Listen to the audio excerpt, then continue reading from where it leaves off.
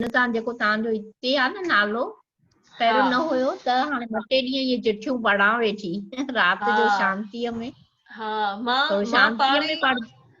पाणे ही पढ़ंदी आहियां। कॾहिं ईअं मन दुखी थिए त पोइ पाणे ही उहा चिठी खोले पढ़ंदासीं। हे किताब बि साम्हूं ही पियो हूंदो आहे चिठियुनि जो, बाबा जूं हथ लिखियल चिठियूं।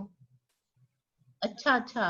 हाँ त इहो जीअं वचन पढ़बो आहे तीअं खोले करे हिकु वचन पढ़णो बाबा जो, भई असांखे बाबा इहो न्यापो ॾे थो, ईअं ईअं करो त सभु तव्हांजा कम रास थी वेंदा। पढ़ंदासीं। मुंहिंजा जेके इहे आहिनि शागिर्द आहिनि, स्टूडेंट्स आहिनि जेके क्लासिस सिखंदा आहिनि ऐं जेके क्लाइंट्स आहिनि उहे बि ॾिसंदा आहिनि, उहे बि ॾाढो ख़ुशि थींदा आहिनि। अॼु बि सुबुह जो आया हुआ क्लाइंट्स त उहे चवनि पिया भई असां सभु स्टोरीज़ बाबा जूं ॿुधंदा आहियूं, असांखे ॾाढो वणंदो आहे। त उन्हनि जे लाइ मां हिंदी में चवंदी आहियां स्टोरीज़, भई जीअं अच्छा सभिनी खे दीदी। सम्झनि।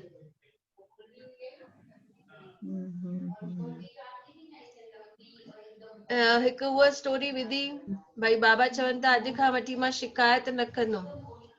त बॉम्बे खां अच्छा हिकिड़ी माता फोन कयो, उन पंहिंजी भेण जी शादी कराई हुई त थोरो चिंता में वेठी हुई। थींदो आहे न, नई नई शादी कराई आहे भेण खे, त हाँ उहा कीअं रहंदी हुते सहुरनि में, उनखे कीअं लेखींदा सहुरनि में। त चई मां सुबुह जो उथियसि, ॾाढी चिंता हुई, कंहिं कम में मन न पियो लॻे, ऐं यूट्यूब खोलियो, तव्हांजो इहो वीडियो आयो, तव्हां चयो बाबा चयो आहे अॼु खां शिकायत न करो। त चई मां सभु हाणे बाबा ते छॾे ॾिनो आहे, मां हाणे शिकायत न कंदसि। सुखी आहे दुखी आहे पंहिंजे कर्मनि खे उहो पाण वञी ॾिसे, मां न चिंता कंदसि कंहिं ॻाल्हि जी, न ई मां भॻवान खे शिकायत कंदसि भई तो हुनखे सुखी रखियो आहे दुखी रखियो आहे। त मूंखे फोन लॻाई, चई मां इहा कथा ॿुधी ऐं मुंहिंजो टेंशन सॼो लही वियो। बोलो गोदरी वारे घनश्याम की जय। त हिकु हिकु बाबा जो जेको अखर आहे, वचन आहे, उहो अमृत खां घटि न आहे, दवा खां घटि न आहे। ऐं कोई भागनि वारे खे उहो मिलंदो, भागनि वारे खे टाइम ते मिलंदो, भई कमु ईंदो, ऐं जेको मुंझल मन आहे उहो सुलझजी वञे, सुलझजी वेंदो। हा न उहो माना जेको उहो मां ईअं चिठी उहा पढ़ी जेकी कल्ह स्टोरी ॿुधाईमांव, पहिरियों ईअं लिंक कई ऐं उहा निकिरी आई, वरी लिंक मन ॿ टे वरी थोरो ईअं शांत सां न बाबा वीचारूं त सही न, अंदर में केतिरो थो वञे न। एक्चुअली मां कल्ह हिकु कथा पढ़ां पई, उनमें ईअं चई भई हिकु कृष्ण भॻवान जो सेवक भगवत गीता पढ़ंदो हो। गीता जा 18 अध्याय घड़ी घड़ी वेही पढ़ंदो हो। त उनखे हाणे सर्जरी कराइणी हुई, शायदि त पत्थर थी वियोसि, पथरी थी वई हुअसि किडनी में। त वियो हॉस्पिटल, डॉक्टरनि चयसि असांखे तोखे बेहोशी जी दवा ॾियणी पवंदी। त चयसि तो न, बेहोशी जी दवा न ॾिजो, मूंखे ईअं ई तव्हां सर्जरी करो। पोइ ईअं ई हुनजी सर्जरी करे उहो पथरी कढियऊं ऐं हिन आवाज़ तक न कयो। पोइ चयऊंसि भई ईअं कीअं, भई तोखे कुझु सूर बि न थियो, इहो ओशो जे किताब में लिखियल हो। त चयईंसि भई तव्हां जंहिं महिल मुंहिंजी सर्जरी करो पिया, मां पंहिंजे गीता जो पाठ वेठो पियो करां, उनमें लिखियल आहे भई शरीर खे न केरु कटे थो सघे, शरीर खे न केरु रत थो कढी सघे, आत्मा अमर आहे, शरीर खे कष्ट थींदो आहे, आत्मा खे न थींदो आहे। पोइ मां बसि उहो ई घड़ी घड़ी चवां वेठो पियो, मां उहो ई गीता जा वचन उचारा वेठा पियो मन में, ऐं मां सिर्फ़ु उहे चवां न पियो, मां उहे उन्हनि में भाव बि रखां पियो, मां उन्हनि खे महसूस बि करां पियो। इन करे मूंखे कुझु सूर ई न थियो, तव्हांजे सर्जरी जो, चाकुनि जो, कैंचिन जो मुंहिंजे मथां कुझु असर ई न थियो।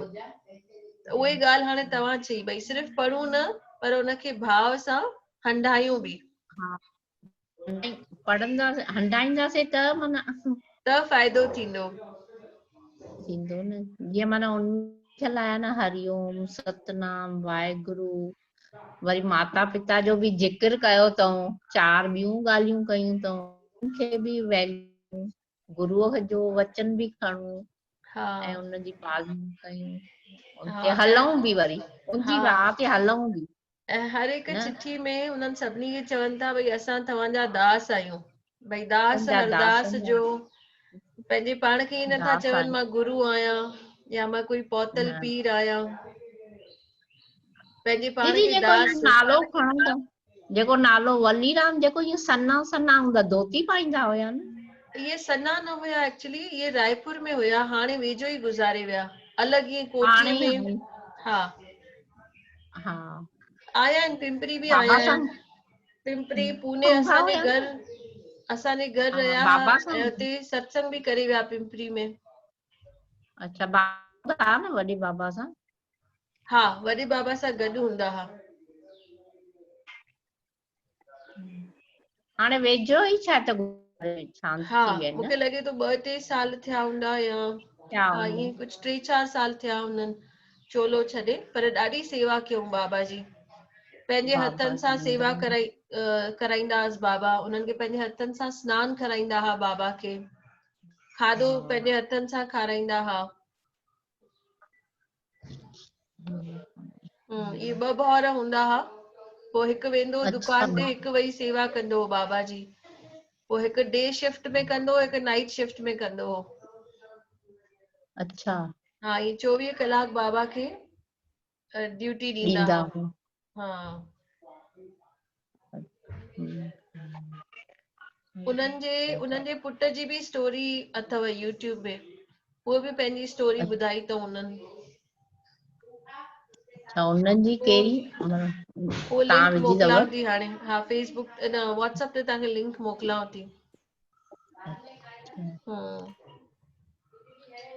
जय बाबा। जय बाबा। निकिता, निकिता जय बाबा। पुष्पा आंटी मम्मी ना है। जय जय बाबा। बाबा। अभी ठीक आयो? सब खत्म किए अभी, आप लेट आए हो आज।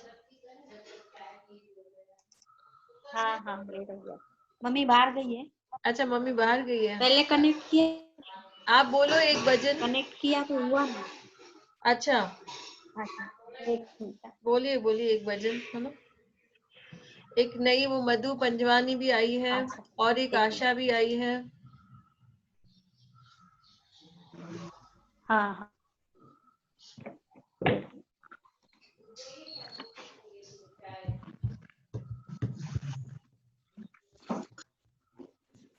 गुरु महिमा है सबसे बड़ी, गुरु बैठे हैं अंदर में, जैसे सूरज अंबर में, जैसे मोती समंदर में, गुरु महिमा है सबसे,